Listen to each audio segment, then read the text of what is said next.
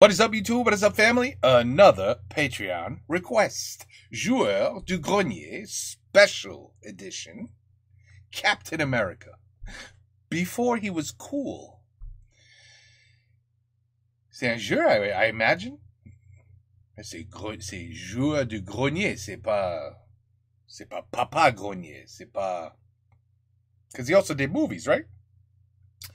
Well, actually, there's another guy who does the movies, who did the Pee-wee movie, which I hated, but apparently he's still good. So, anyway, we're going to give him another shot. Don't worry. But right now, this is the request. Okay? So let's... Oh. Yeah, I listened to the comments. Okay, I'll put on the English. Okay.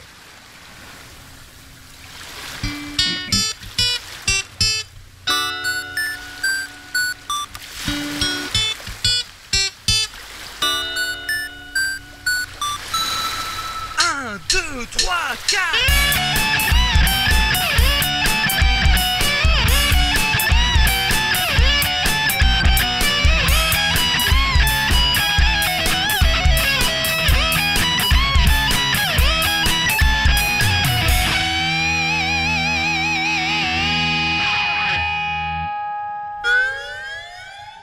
Salut tout le monde, voir des films de super-héros au cinéma, c'est quelque chose qui est maintenant archi commun, surtout ces dernières années avec toute la saga Marvel entamée en 2008 avec Iron Man et qui s'est terminée récemment avec Avengers Endgame.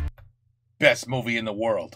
Mais ce n'est pas Iron Man qui a marqué le début des films populaires de Marvel au cinéma. Déjà, rappelez-vous, au début des années 2000, on a eu la renaissance de Marvel avec les films X-Men ou les Spider-Man. Renaissance?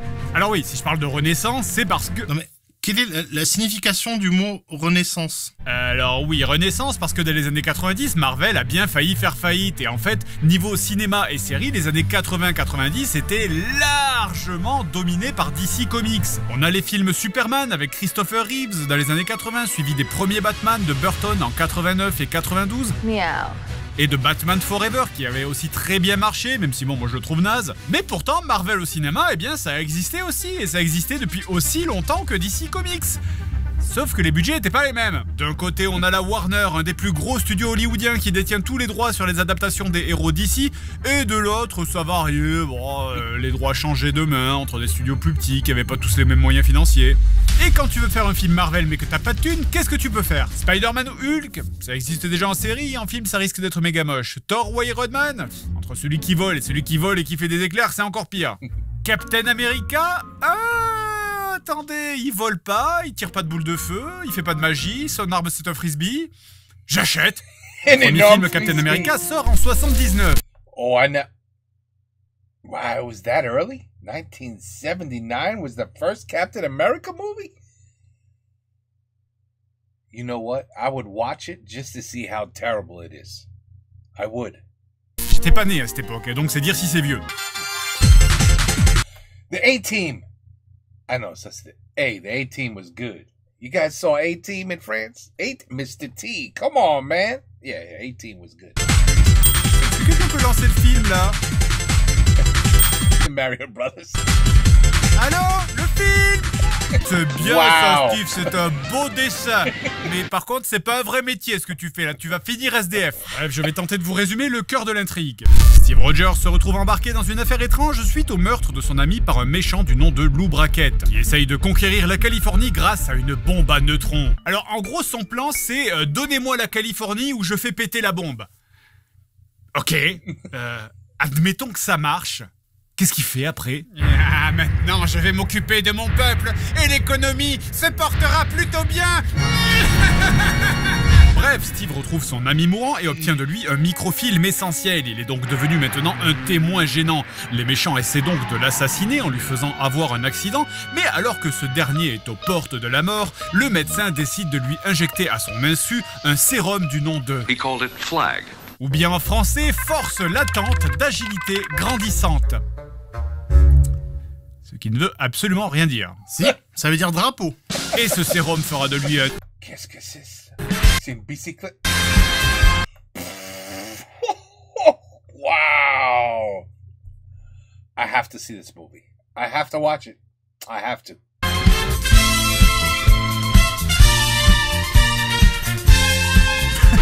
Ce plan...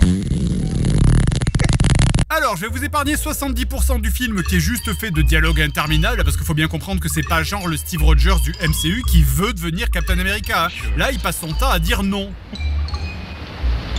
Made up your mind yet? You'll be the first to know. Comment c'est le film? I've even gone so far as to have some very special equipment designed with you in mind. I'll think about it. Mais bordel, accepte et commencez ce putain de film. Et là, vous avez le résumé, donc vous le ressentez pas trop encore, mais quand vous regardez le film en entier, ça vous fait péter des câbles. T'es Batman maintenant? Je sais pas. T'es Batman maintenant? Je sais pas. T'es Batman maintenant? Je sais pas. Ils font... Peut-être ça va tuer un oiseau.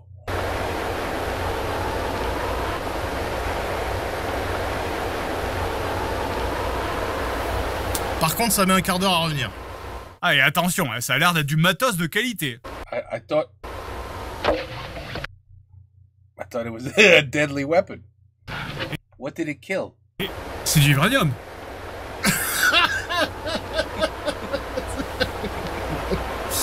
Évidemment.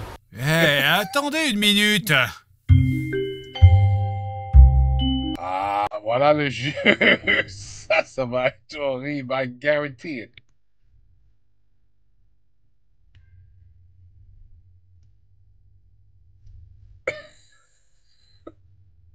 Et le drapeau américain est à l'envers là-dessus. Il y a un truc vraiment étrange avec le rythme dans ce film. Et ça dure 6 minutes. Wow. 6 minutes, c'est long, hein. Imaginez si moi, là, tout de suite, je m'arrête de parler pendant 6 minutes.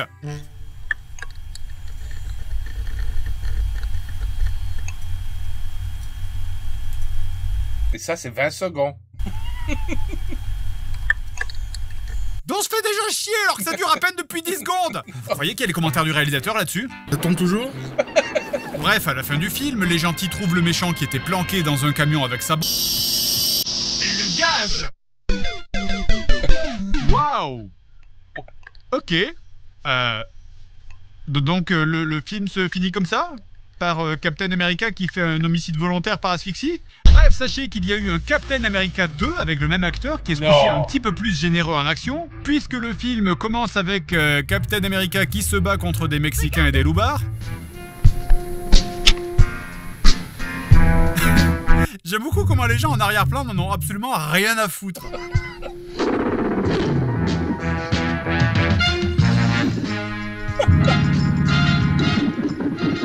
Oh, ça c'est horrible. Attention, derrière toi, c'est affreux. Oh. Sérieusement, ils auraient pu faire un effort sur le bruit du bouclier, hein, parce que je veux dire, mettez un coup de pied dans votre poubelle quand elle est vide, ça fait le même bruit. On peut au moins leur reconnaître qu'ils ont tenté des choses, comme dans cette scène où Captain America... Wow, did you see that? Holy shit. Le même bruit. On peut au moins leur reconnaître qu'ils ont tenté des choses, comme dans cette scène où Captain America s'envole avec une moto deltaplane. Attention Captain America, un parking te poursuit. Juste, on peut noter la présence de Christopher Lee dans ce film, qui joue un méchant dans la scène finale. Christopher Lee joue un méchant?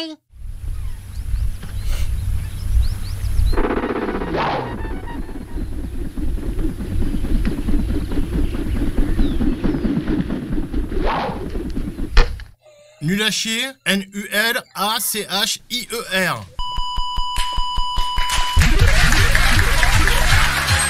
Bon alors on fait des reproches, mais soyons tolérants, il s'agit d'un téléfilm. En attendant, après ça, la licence disparaît pendant 11 ans. Jusqu'à revenir pour un reboot en 1990, qui ce coup-ci, lui, est sorti au cinéma. Bon alors, juste dans quelques pays, mais ça compte. Le film commence en Italie pendant la Seconde Guerre mondiale où des soldats nazis mènent des expériences de sérum sur des rats et ont réussi à créer un rat dégueulasse tout tremblant et à moitié crevé. Grâce à ça, nous allons sauver l'Allemagne! C'est ainsi que les nazis, menés par Mussolini en personne, enlèvent un jeune garçon italien afin de lui injecter le sérum. Mais une scientifique participant à l'expérience, du nom de Dr Vaselli, change d'avis et réussit à s'échapper. Ah, laissez tomber, elle a sauté du rez-de-chaussée, on la rattrapera jamais. Oui, alors, je sais, Red Skull est italien et pas allemand ici, mais croyez-moi, c'est de très loin le moins gros problème de ce film. 7 ans plus tard, aux La États-Unis. Maison Blanche, Washington. Oui, d'accord, film, je pense que tout le monde sait dans quel pays se situe ce bâtiment. Hein. Donc, 7 ans plus tard, on retrouve donc Steve Rogers, un jeune homme fragile atteint de la polio, qui est choisi pour recevoir le sérum. Après des adieux déchirants à sa copine et à sa famille, il est donc amené jusqu'à un labo caché pour y recevoir l'injection qui le transformera en super soldat. On y voit donc Steve Rogers attaché à sa machine, supervisé par le professeur Vaseli, qui depuis son évasion travaille maintenant pour les États-Unis. Grâce à vous, j'ai eu la chance de pouvoir réparer de grands torts. En faisant exactement la même chose que pour les nazis. L'intensité maximum va être atteinte.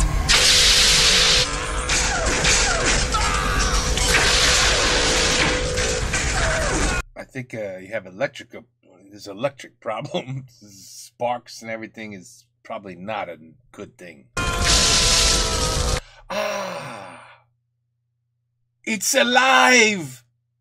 It's Frankenstein.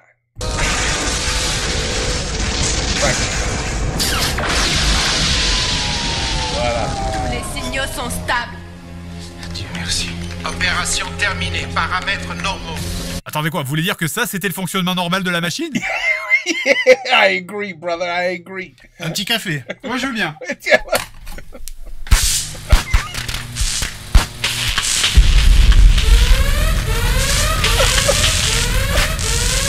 Du sucre avec? Ah, je veux bien, merci. Mais comme dans le film de 2011, un espion nazi s'était introduit dans le labo pour tuer le professeur Vaseli et mettre un terme au programme américain de super soldats. Mes félicitations.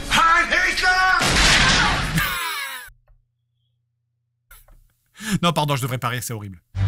C'est juste qu'on dirait la version Nazgûl du truc où tu fais semblant de serrer la main à quelqu'un et puis paf, tu te recoiffes.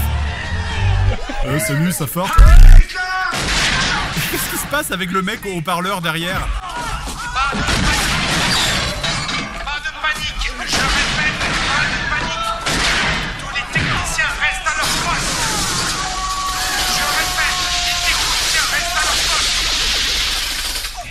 poste. That's real, by the way. If you ever get pushed into like a server in a network, like IT department, and somebody pushes you against a networking server, that you'll get electrocuted immediately. This is perfectly normal. On dirait le gouvernement qui incite les gens à retourner à travailler après le virus. Bref, Captain America a été recruté car les renseignements américains viennent d'apprendre que l'Allemagne nazie va frapper les États-Unis d'ici 5 jours. Captain part donc en direction de l'Europe pour régler le problème. Régler le problème. Ok, non. Alors tu peux pas, dans un film quel qu'il soit, mettre un personnage habillé comme ça sans une explication béton. Et après, vous vêtirez ce curieux et très bizarre uniforme que le docteur Vaseli m'a remis pour vous. Cinéma, on n'a jamais rien compris au camouflage. Mais elle aimait véritablement le rouge, le blanc et le bleu. Alors ok, elle aimait le rouge, blanc, bleu, mais je vais crever moi du coup. Ouais. D'ailleurs, en parlant de ça, elle adorait la salsa. On va faire toute la mission avec ce truc. Bon, après ça va, ça a pas l'air de le déranger. Non.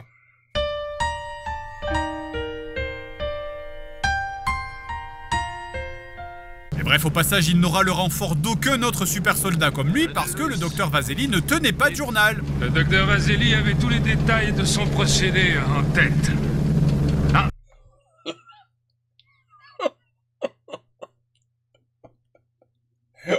Regarde ce masque.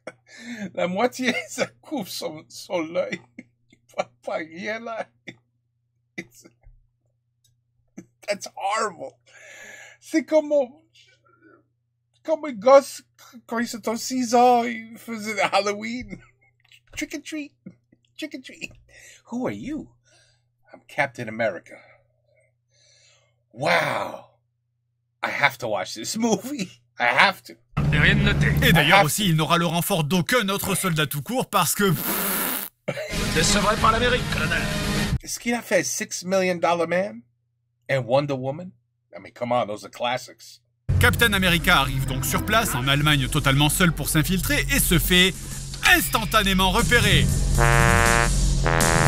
Décevré par l'Amérique, colonel. Mais réussit grâce à la magie du montage incohérent à entrer dans la base pour faire face à Red Skull, où il se fait instantanément défoncer.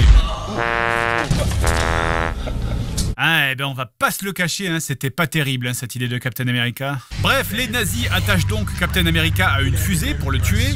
Comme dans Toy Story, c'est réaliste. Captain essaye d'accrocher la main de Red Skull pour l'emporter avec lui dans la mort. Quand il y en a pour un, il y en a pour deux, pauvre cloche. C'est nul! Mais celui-ci se coupe la main pour se libérer et voilà Captain America attaché à un missile qui fonce pour s'écraser sur la Maison Blanche. Excusez-moi, pourquoi vous avez pas coupé sa main plutôt? Parce que merde! Voilà pourquoi! Alors, notez que je ne cherche même pas à débattre de la crédibilité d'utiliser le missile pour tuer Captain America. Hein. Pour moi, niveau scénario, là, on est dans un épisode des Animaniacs. De retour aux États-Unis, on voit un jeune garçon qui prend en photo la Maison Blanche, Washington. Oui, je m'en souviens, c'était il y a 10 minutes. Film. Donc, un jeune garçon prend en photo la Maison Blanche quand soudain, Captain America arrive toujours attaché sur son missile. Le jeune garçon le prend en photo. C'est aussi mon premier réflexe quand un missile me fonce dessus. Mais heureusement, Captain America décide de taper dans la coque du missile pour dévier sa trajectoire, ce qui le fait atterrir en Alaska. Ok, donc alors, vous voulez dire que pendant les 5 heures de trajet entre l'Allemagne et les États-Unis, tout ce qu'il a fait, c'est... Mais que arrivé juste devant la Maison Blanche, il se dit « Allez, maintenant je fais quelque chose ?» Et d'ailleurs, c'était vraiment de la merde, en fait, cette histoire de super soldat. Parce que, je veux dire, les Américains créent Captain America. Les Allemands créent Red Skull. Ok, on va peut-être laisser tomber, en fait. Hein. On avance donc dans le temps où le jeune enfant qui a pris Captain en photo plus tôt est désormais devenu président des États-Unis. Mais dans l'ombre, Red Skull, qui depuis s'est fait greffer un visage, complote pour s'emparer du pouvoir.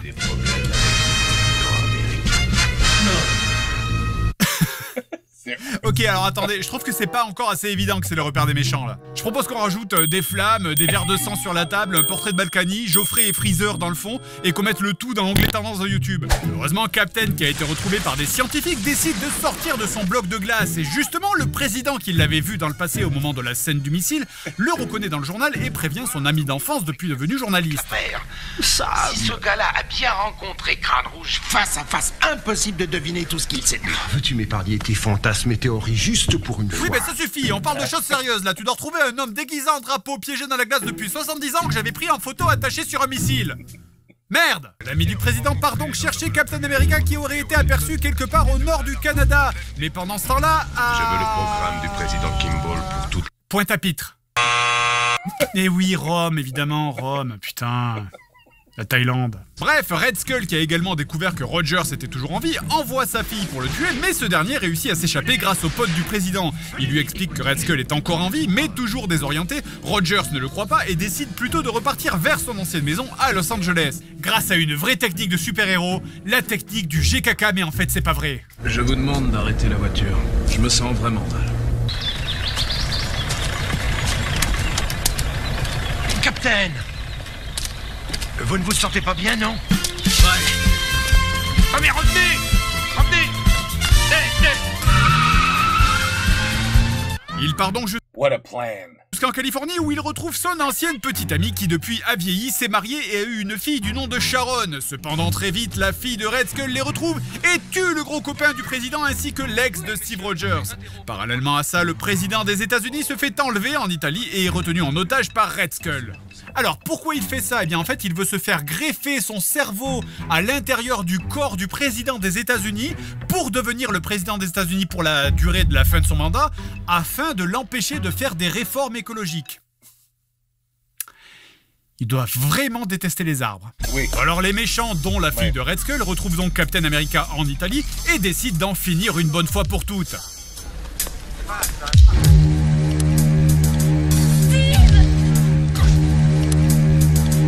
Bah dépêche-toi.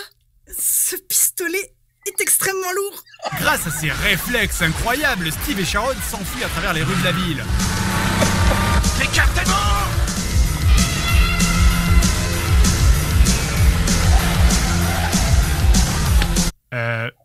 Bouger.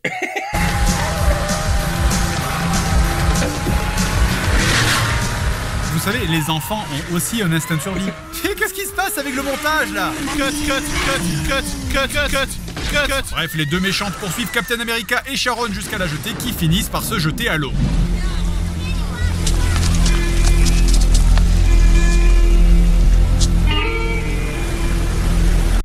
Hey. It was the 1970s. Just remember that. 1970s.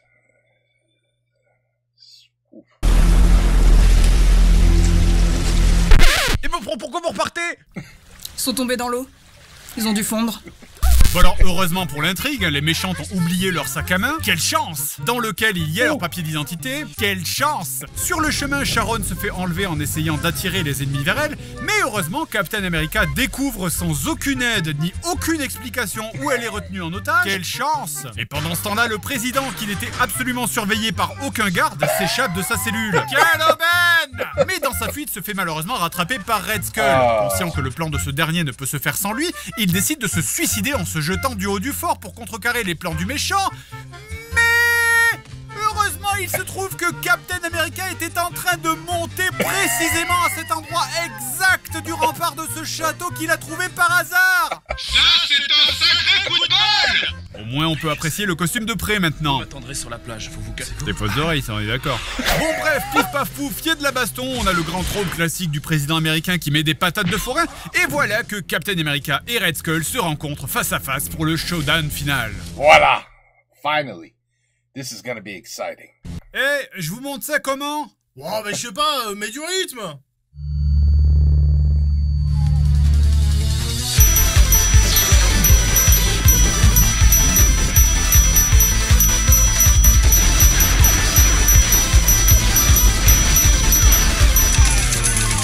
Mais putain, mais c'est le monteur de McFly et Carlito qui a monté ce film. Ok, c'est parti, attention, grand final. On décolle.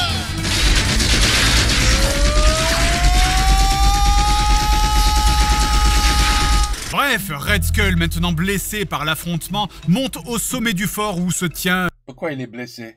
What happened? Oh, it ricocheted off the shield?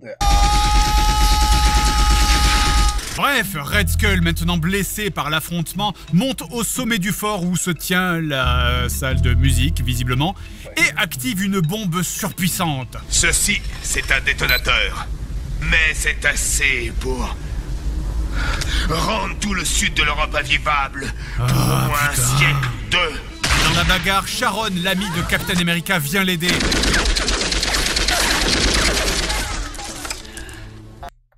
Il a raté avec tous ses bullets. Il est à 3 mètres devant toi, Red Skull. À 3 mètres devant toi, t'es pas foutu de la toucher. Pourquoi tout le monde est nul dans ce film? Pourquoi? Ah, parce que... Vous réalisez que le mec le plus efficace du film, quand même, c'est lui. Et c'est à ce moment-là du film où tous les méchants décident de tourner le dos à Captain America. Captain America profite de cette fantastique occasion pour saisir son bouclier et projette Red Skull du haut de la falaise avec le détonateur de la bombe. Que personne n'a pris la peine de désamorcer. Oh mon Dieu, ça va péter!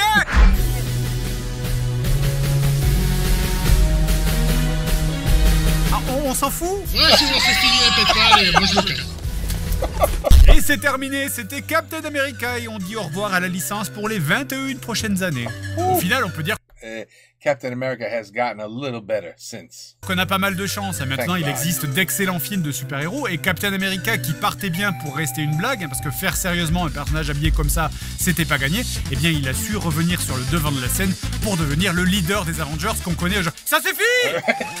Ok, c'est parti, attention, générique de fin.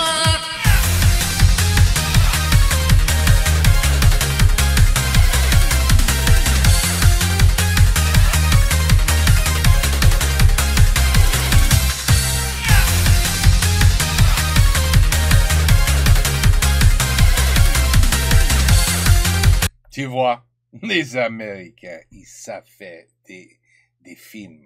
I mean, top notch. You know what I'm saying? Top shelf. You know what I'm saying? I mean, come on. T'as des films comme ça dans la France? I doubt it. I doubt it. I highly doubt it. I mean, come on. The acting. The scenery. The effects. The effects. I mean, perfection. Perfection. What more could you ask for? You don't even need to see any more Captain Americas ever after seeing this. There's no point. No point. It did look horrible. I agree, Mr. Grenier. I agree. And disaster. Just it. But that's the best. That's the best. When somebody's 5 feet away from you and you miss every single shot. But as Captain America is coming towards you from like 50 feet away, alors là, all your bullets are perfectly aimed on target and hitting the shield. So the guy can aim. I mean, you know what I'm saying? But when the woman lands on the ground, he forgot how to, you know. Il a dit tout there's nothing for me to add in addition. You know what I'm saying? Mr. Grenier, he said it all. He said it all. In the perfect fashion that he does comedy. It's merveilleux, as usual. Très bien. Mais c'est that was I was hoping there was a game. See, I'm confused now, guys. So Joueur du Grenier also does movies? Il n'a pas un nom when he does movies? C'est Papa Grenier when a game is good. Joueur de Grenier, je croyais, c'était quand un jeu pue. Mais je sais pas, quand il fait des films, pourquoi c'est pas, je sais pas, I don't know. Movie watcher of the attic. Oh, I don't know. It's just about. Anyway, it was good. It was wonderful. You know what? I don't think I'm going to watch the movie. I don't think so. Because that would waste about 50 minutes, 60 minutes of my life that I could never get back. You know what I mean? So I can't. I'm too busy. It's too many requests. I can't. Anyway, it's a shame because it looks like, I mean, really. It won an Oscar, right? Global? Was it nominated for something? I mean, come on. No? No awards? Okay. How about Green Lantern? How about that shitty movie? Anybody see Green Lantern? Oh. Okay, anyway. Take care. Peace out. À la prochaine et bonsoir.